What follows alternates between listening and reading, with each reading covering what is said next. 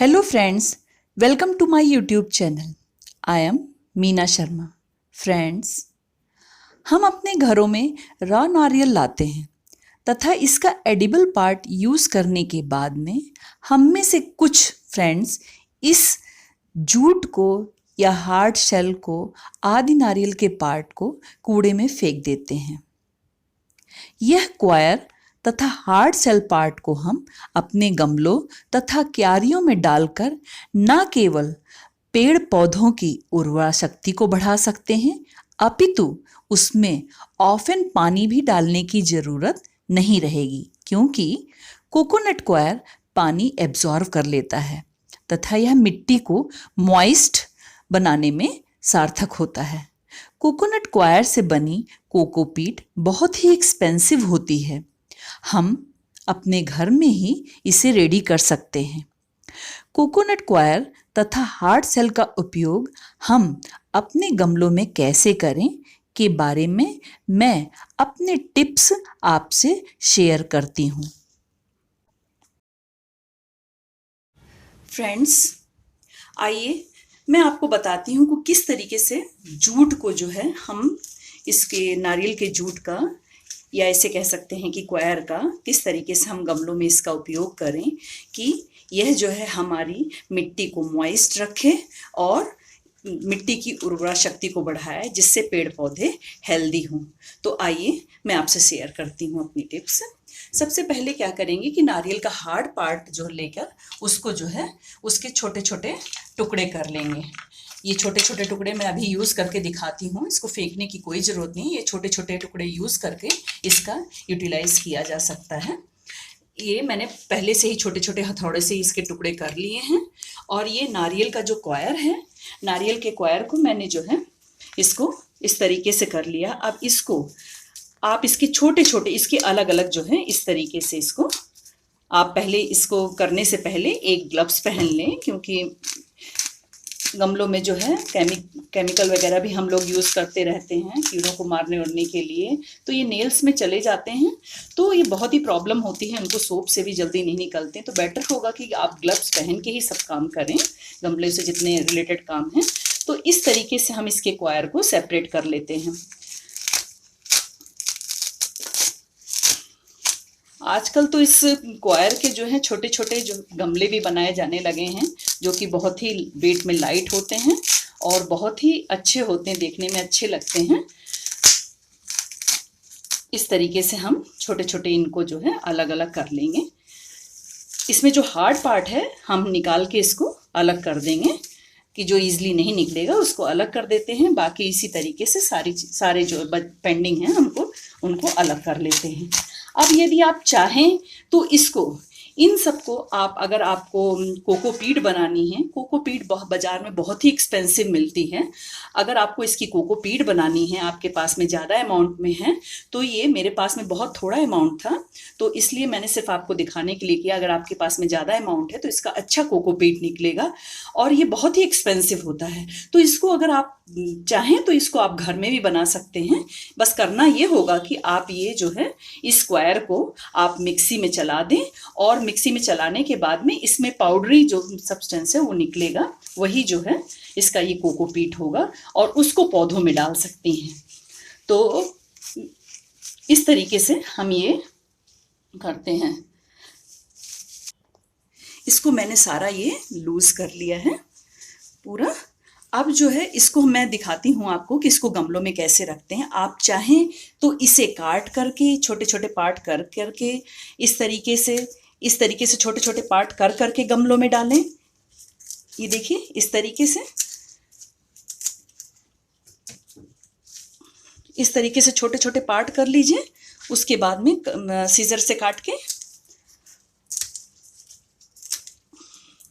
इस तरीके से सारा काट लें, तब गमलों में करें, या फिर आप ऐसे ही इस्तेमाल करें. आप जो है वो दोनों ही वही काम करेंगे. जो ये करेगा वो भी उसी तरीके से ये भी काम करेगा. और ये जो है आप इस तरीके से गमलों में, मेरे पास में ये गमला है और मैं आपको दिखाती हूँ कि किस तरीके से इसमें जो है मैं ये डाल देती हूँ. आप इसको कोकोपीट को भी इसी तरीके से डाल सकती हैं. अगर आपका ये ऑलरेडी गमला लगा है और उसमें आपने पहले से नहीं डाला है तो आप इस तरीके से गमलों में ऊपर से डाल सकती हैं। इसमें गर्मियों के दिनों में जो एक्सेस हीट होती है वो भी अगर ये ऊपर पड़ा रहेगा तो एक्सेस हीट भी नहीं लगने पाएगी इसको, क्योंकि इसकी मिट्टी पे, ये मिट्टी को जो है कवर करके रखेगा और इसमें हीट भी इतनी नहीं जानी पाएगी और ये मॉइस्ट भी रखेगा प्लांट्स को। तो इसलिए जो है इस तरीके से आप जो है गमले में चारों तरफ से, आपके पास जो ऑलरेडी गमला जो है आप पेड़ पौधा लगाया है आपने, उसमें इस तरीके से आप गमले को में इस तरीके से क्वायर को लगा सकते हैं। उसके बाद में आप इसमें जो है लगाने के बाद में चाहें तो थोड़ा मिट्टी ऊपर से डाल दें। डालने के बाद में आप जो है इसको पानी दे दीजिए। और आपको हफ्ते में, वैसे तो ये क्या एलोवेरा है, एलोवेरा को ज़्यादा पानी की आवश्यकता नहीं होती है, लेकिन ये डालने से आप हफ्ते में एक भी दिन इसको पानी डाल देंगे तो भी इसके लिए जो है वो बूंद साबित होगा। और ये हमेशा ये जो क्वायर इसका है ये इसको मॉइस्ट रखेगा। आप चाहे बाहर जा रहे हैं या कहीं भी जा रहे हैं तो आपको पानी डालने की चिंता नहीं रहेगी, आपके प्लांट जो हैं हरे भरे ही रहेंगे। अब देखिए, वो तो मैंने लगे हुए प्लांट में बताया है कि किस तरीके से आप क्वायर डालें। अब जो है मैं आपको बताती हूँ कि नया प्लांट जब तैयार करना है, नए गमले में लगाना है तो किस तरीके से लगाएं। सबसे पहले हम गमलों में जहाँ पानी निकलता है, ये पानी निकलने की जगह पे होता है, वहाँ पर ये इस तरीके से एक नारियल का हार्ड पार्ट जो है इस तरीके से रख देते हैं कि जिससे जो है वो पानी का वो अगर एक्सेस वाटर हो जाए कभी भी प्लांट में तो वो निकल जाए। और इस तरीके से हम पहले थोड़ा पार्ट जो है कंकड़ और पत्थर का डालते हैं, हम उसकी जगह पे ये हार्ड पार्ट नारियल का डाल देते हैं। इस तरीके से हार्ड पार्ट डाल देते हैं। ये हार्ड पार्ट डालने के बाद में हम इसमें ये खाद वाली मिट्टी है, खाद वाली मिट्टी इसमें लगाई है। इसमें मैंने वर्मीसेली खाद डाला है। तो ये जो है मिट्टी इस तरीके से हम डाल देंगे। थोड़ा मिट्टी डालने के बाद में सबसे पहले हमने उसको पानी को रोकने का निकास स्थान पे डाला है हार्ड सेल। उसके बाद में थोड़ा जैसे कंकड़ पत्थर थोड़ा गमलों में पहले डालते हैं वो डाला है, और फिर उसके बाद में थोड़ी मिट्टी डाली है। फिर ये हम क्वायर जो है थोड़ा सा क्वायर हम इस तरीके से, ये प्लांट्स को ईजिली बढ़ने में भी बहुत सहायक होता है। तो इस तरीके से क्वायर डाल के थोड़ी मिट्टी फिर डाल देते हैं। इस तरीके से थोड़ी मिट्टी डाल देंगे हम।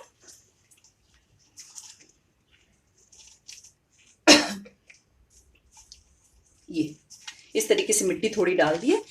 ये हैंगिंग जो है पॉट है, हैंगिंग पॉट है, इसमें जो है इस तरीके से हमने ये इसमें मिट्टी डाल दिया। अब इसमें आप कोई भी प्लांट लगा सकते हैं और आपको इतना पानी की भी टेंशन नहीं रहेगी, काफ़ी जल्दी जल्दी देने की, और ये इसके लिए उपजाऊ भी बहुत है।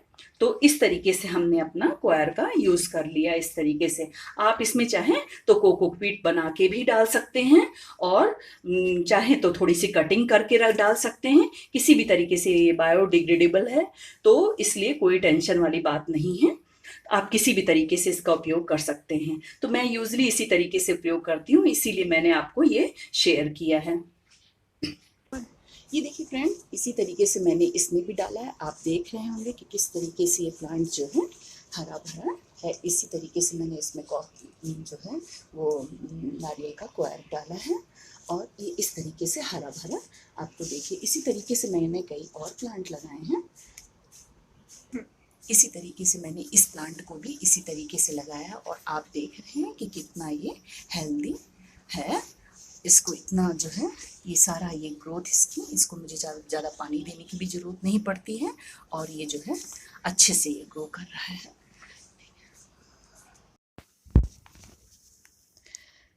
तो फ्रेंड्स, आई होप आपको यह टिप अच्छी लगी होगी। आप भी इसका एक्सपेरिमेंट अपने प्लांट्स के लिए कीजिएगा, और जो भी ऑब्जर्वेशन होगा उसे कमेंट सेक्शन के थ्रू मुझसे शेयर कीजिएगा। आप भी अपने टिप्स को मुझसे शेयर करिएगा। आज इतना ही। अपने अगले वीडियो में नए टॉपिक के साथ फिर मिलते हैं। तब तक के लिए गुड बाय।